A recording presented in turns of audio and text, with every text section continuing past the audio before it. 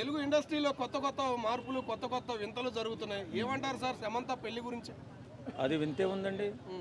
వాస్తవంగా విడాకులు అయిపోయిన స్త్రీ తప్పనిసరిగా పెళ్లి చేసుకోవాలి ప్రతి ఒక్కరు కూడా. ఎవరైనా సరే విడాకులు అయిపోయిన తర్వాత ఈశ్వరోమని కాలం గడిపే కంటే కూడా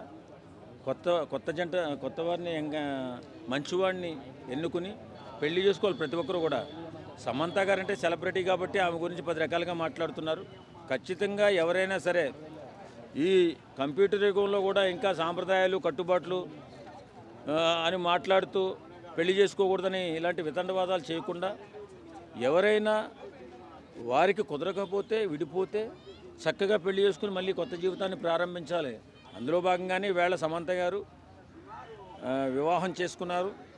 మన అందరి తరపున సోషల్ మీడియా తరపున వారికి వివాహ శుభాకాంక్షలు తెలియజేసుకుంటూ వారు కొత్త జీవితం బాగుండాలని వారి సంసారం అద్భుతంగా కొనసాగాలని మనస్ఫూర్తిగా కోరుకుంటూ. గతంలో ఈయన వల్లే విడిపోయారు అని చెప్పి ఒక రూమర్ ఉందన్నమాట. అండ్ ఈయన్నే పెళ్లి చేసుకోవడం ఎలా చూడొచ్చు అంటారు?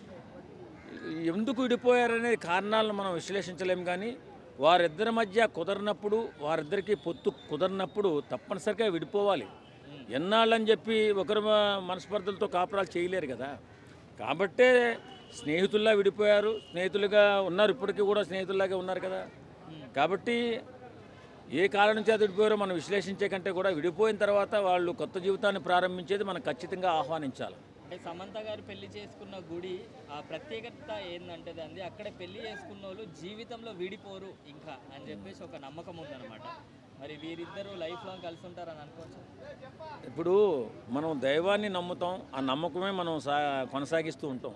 తప్పనిసరిగా వారు బాగుండాలి, చక్కటి సంసారం స్టార్ట్ చేయాలి, చక్కగా అన్యోన్యంగా ఉండాలి, ఎలాంటి పొరపచ్చాలు లేకుండా. ఒక్కసారి ఎప్పుడైతే ఇబ్బందులు పడిందో జీవితం, అది మళ్ళీ రికవరీ అయ్యి మళ్ళీ పెళ్లి చేసుకున్న తర్వాత వారిని అభినందించాలి తప్ప వారి గురించి ఎలాంటి చెడ్డ మాటలు మాట్లాడకుండా వారికి శుభాకాంక్షలు తెలియజేయాలి, వారిని అభినందించాలి, వారి సంసారం బాగుండాలని కోరుకోవాలి, పిల్లా పాపలతో వర్ధిల్లాలని దీవించాలి తప్ప వారిని ఎలాంటి మాటలు మాట్లాడకుండా వారికి ట్రోల్ చేయకుండా అద్భుతంగా వారి జీవితం బాగుండాలని మనం అందరం కూడా కోరుకోవాలి.